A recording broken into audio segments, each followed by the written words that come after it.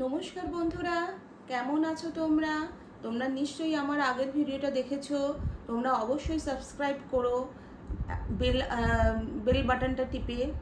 আর কার কেমন লাগলো অবশ্যই কমেন্ট বক্সে জানিও।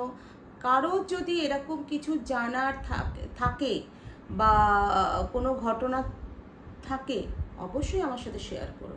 আমি চেষ্টা করব যদি কিছু পারি, পারবই বলছি না, যদি হয়। তা যাই হোক, আমি আমার গল্পে আবার ফিরে আসি। আমার স্বামী আমার কাছে কোনো পয়সা করে রাখতো না, যাকে এইভাবে আমাদের চলছে।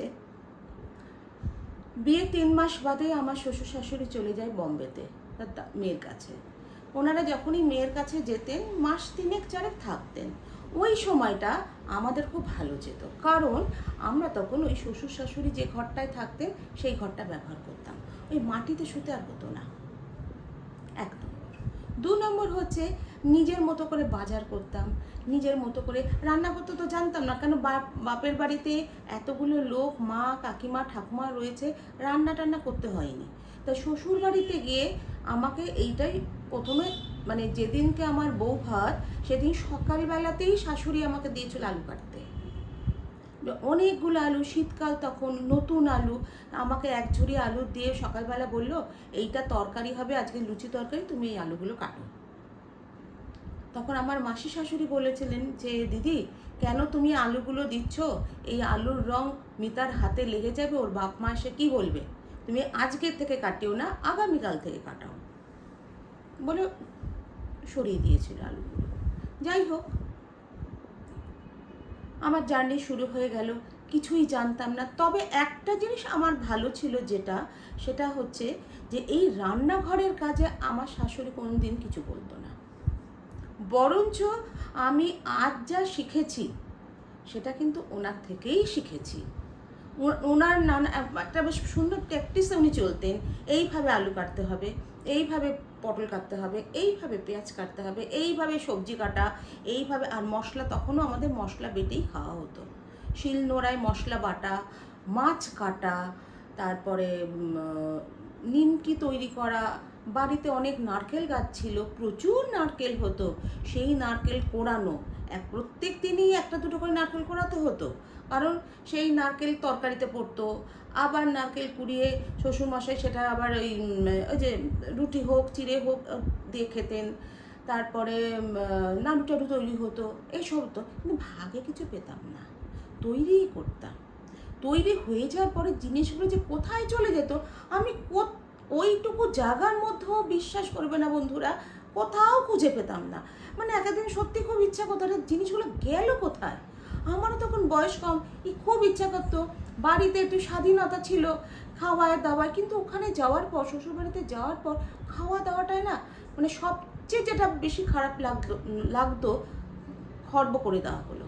খাওয়া দাওয়াটা আমাকে একদম বন্ধই, বলতে গেলে বন্ধ করে দেওয়া হতো। উনি যখন বাড়ি থাকতেন না, ওনার বোনের বাড়িতে যেতেন, উনি ফ্রিজে খাবার দাবারগুলো না ভালো করে দেখে যেতেন। ফ্রিজে ডিম রাখা থাকতো, মুরগির ডিম, হাঁসের ডিম। উনি ডিমগুলো গুনে যেতেন, কারণ আমার এত খিদে পেত।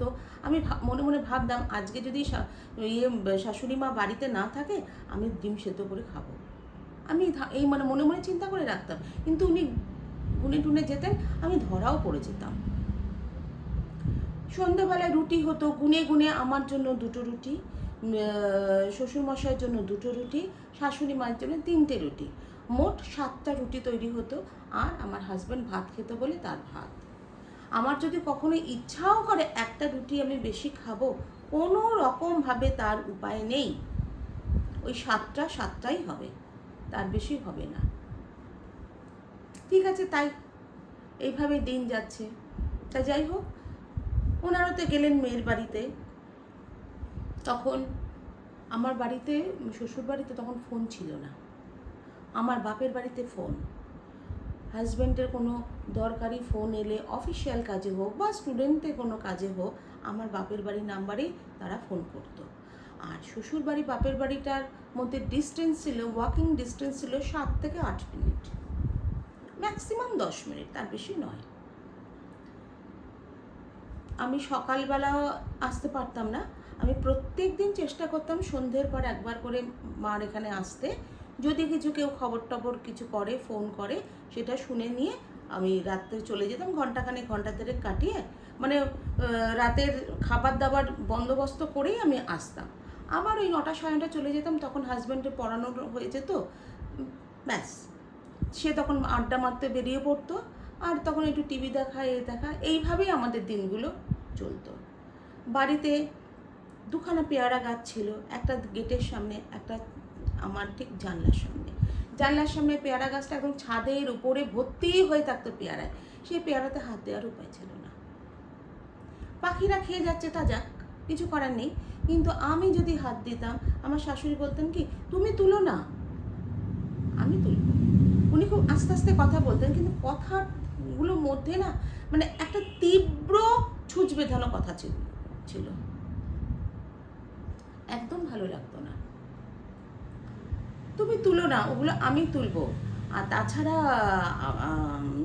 মীরাকে দিতে হবে, মানে মীরা হচ্ছে আমার শাশুড়ির বোন, শাশুড়ির ভাইটাই আছে, এদের প্রত্যেককে দিতে হবে। তুমি কি পেয়ারা খাবে? এই পেয়ারাটা পাখি খেয়ে গেছে, এটা খুব মিষ্টি হবে, যেখান থেকে পাখি খেয়ে গেছে ওটা কেটে ফেলে দাও, বাকিটা খাও। গাছে পেয়ারা মানে পেকে পড়ে নষ্ট হচ্ছে, কিন্তু তার উপায় ছিল না।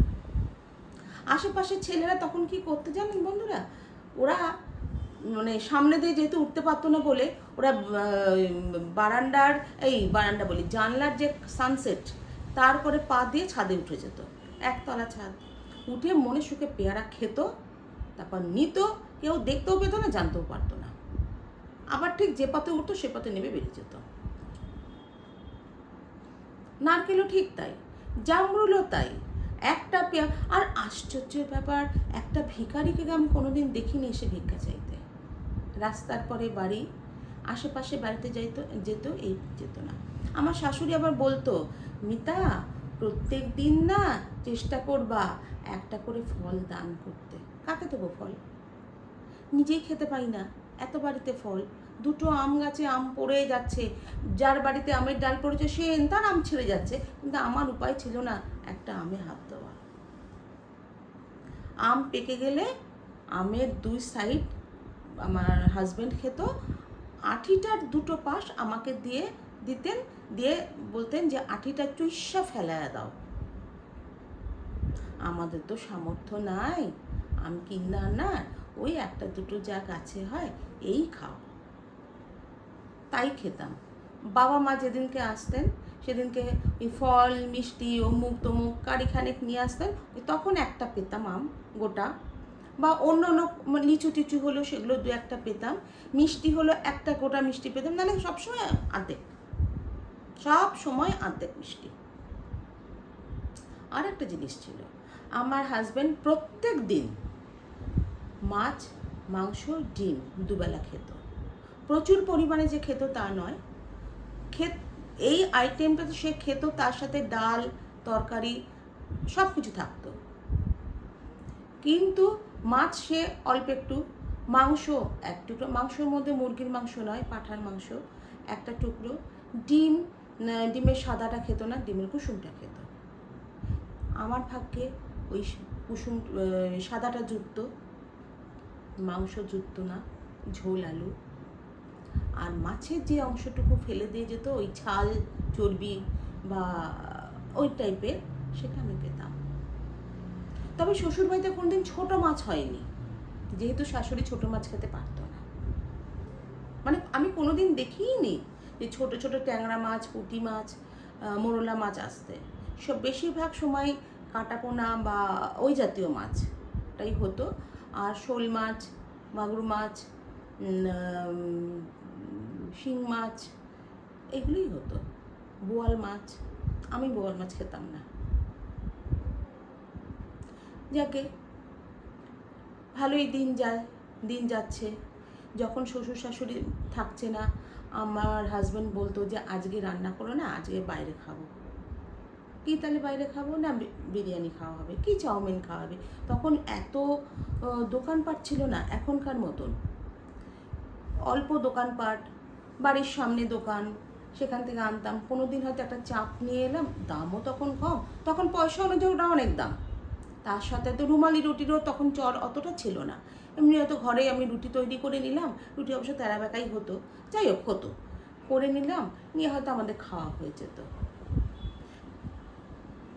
আর একটা কথা না বলে আমি ভিডিওটা শেষ করতে পারছি না বন্ধুরা, বলতে আমি মানে মানে খারাপও লাগছে, কিন্তু বলতে ইচ্ছাও করছে।